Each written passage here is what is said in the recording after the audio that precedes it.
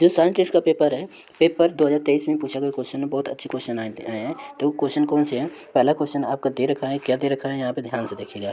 पहला क्वेश्चन आपका दिया है, पहला क्वेश्चन दिया है, क्या दिया है, सॉरी, यहाँ पहला क्वेश्चन आपको दे रखा है, consider the following regarding the radial distribution function distribution 2s into 2p orbital है। 2s ऑर्बिटल दिया, 2p ऑर्बिटल दिया है, 2s ऑर्बिटल दिया है। ओके, और यहाँ पे विच of the following the statement is correct, conclusion drawing the for diagram given below. जो डायग्राम है हमारा, ए डायग्राम दिया हुआ है, इसमें कौन सा ऑप्शन सही होगा? इसमें ऑप्शन नंबर सेकेंड सही होगा, ठीक है। फिर इसके बाद दूसरा हमारा क्वेश्चन है, which one of the following statement regarding function are not correct. इसमें करेक्ट कौन सा नहीं है? तो पहला तो सही है, the angular of the wave function given the probability of finding the electron in the space. Okay, तो ये तो सही है, ये सही है क्वेश्चन।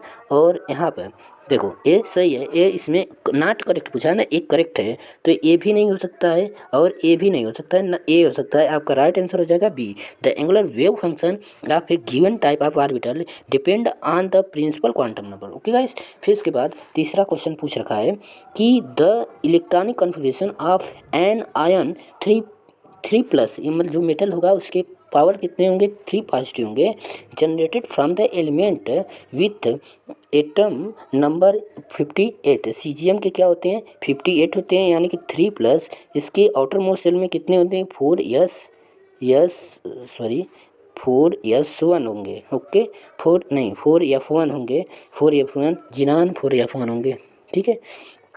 अब ध्यान से देखना, ये तो कंप्लीट होगा। विच ऑफ द फॉलोइंग, तीसरा क्वेश्चन है, चौथा क्वेश्चन है, which one of the following rules for filling atom orbital is violated in the electronic configuration 1s2 2s2 2p 2p2 यानी 2p5 2p2x यानी 2p1y, ठीक है।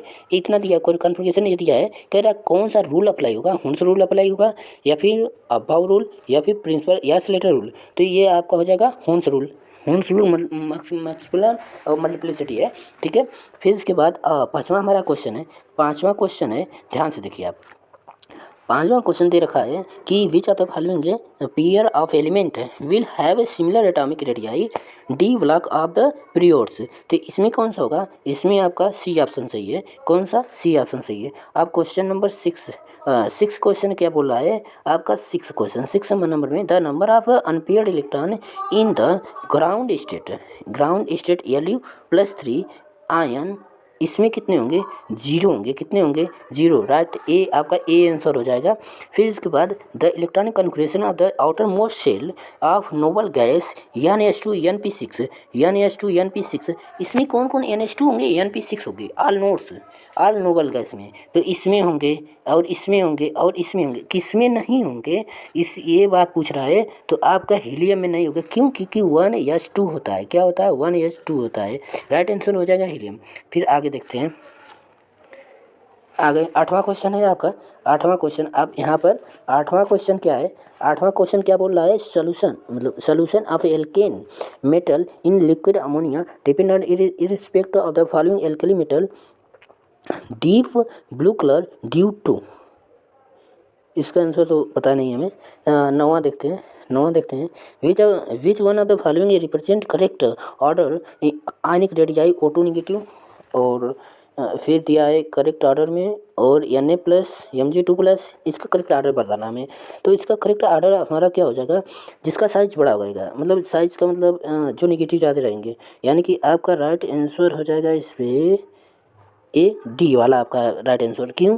क्योंकि निगेटिव वाला साइज बड़ा रहेगा, मतलब रेडियाई बड़ी रहेगी। F negative, Na+, Mg+2, Al+3, right answer हो जाएगा। फिर उसके बाद ये पूछा 10वां क्वेश्चन, 10 नंबर में क्वेश्चन पूछ रखा है कि क्या पूछा है कि the effective nuclear charge Z effective पूछ रखा है। क्या पूछ रखा है? जेड इफेक्टिव पूछ रखा है। जेड इफेक्टिव पूछा है तो हम करेंगे क्या, तो इसका जेड इफेक्टिव निकालने के लिए हम क्या करते हैं, जेड माइनस सिग्मा कर सकते हैं। जेड माइनस सकते हैं नंबर ऑफ एटम और सिग्मा स्क्रीनिंग कांस्टेंट होता है। क्या होता है, स्क्रीनिंग कांस्टेंट होता है। तो इससे हम निकालेंगे, इसका राइट आंसर हो जाएगा बी। कौन सा होगा, राइट आंसर बी हो जाएगा। फिर उसके बाद 11वां क्वेश्चन आपका, consider the following statement regarding the electron affinity. Regarding the electron affinity, इसमें इलेक्ट्रॉन एफिनिटी पूछ रखा है। तो किसका मतलब फर्स्ट सेकंड दो दिए हैं, इलेक्ट्रॉन एफिनिटी किसकी ज़्यादा होगी उसमें बात कर दी गई है। तो पहला कंसेप्ट दे रखा है, इलेक्ट्रॉन का affinity of the fluorine is lower than the chlorine, then that of the chlorine. मतलब कि क्लोरीन जो है, कि क्लोरीन जो है हमारा, क्लोरीन, सॉरी मिस्टेक हो रहा है, chlorine is greater than F होगा। ठीक है, chlorine is greater than F होगा। तो इसका मतलब फर्स्ट स्टेटमेंट ट्रू होगा, वन ओनली वन होगा। ठीक है, फिर इसके बाद करेंगे, इसके बाद ध्यान से आप देखिए। ठीक है, ध्यान से आप देखिएगा कि ये जो कि ये मेन ग्रुप एलिमेंट दे दिया है, और इसमें आपका क्या दिया गया है, सक्सेसिव आयोनाइजेशन एनर्जी दिया है, आईपी दे रखा है। क्या दिया है, आईपी दे रखा है। सॉरी यार मिस्टेक हो रहा है, आईपी दिया है। ओके, आईपी दिया है, आयोनाइजेशन एनर्जी दिया है। और जब आपका आयोनाइजेशन एनर्जी दे रखा है कि यहाँ तो ठीक है 1 बढ़ा है, यहाँ सीधे ज़्यादा बढ़ गया है, 14 बढ़ चुका है। इसमें तो 14 7 लगभग बढ़े हैं, 7 के रेंज में बढ़ रहे हैं। तो हम यहाँ 14 के रेंज में, यहाँ 7 के रेंज में, तो इसका मतलब है कि आपका किस पीरियड में होगा, ये तो सेकेंड पीरियड में होगा, राइट आंसर हो जाएगा। फिर हुआ 13 वाला question, which electrodes for tin has more metallic character. तो इसका तो होता है वाइट इन विटन। ओके, अगले क्वेश्चन पर चलते हैं। अगला क्वेश्चन हमारा क्या है, अगला क्वेश्चन है 15 number question, liquid ammonia as a solvent dissolve all alkali metal by solvating metal ion and electron, however NH3 itself not reduce by the solvent electron present in the solution. तो इसका हो जाएगा आपका answer, right answer C होगा, इसका right answer C होगा। Thank you guys.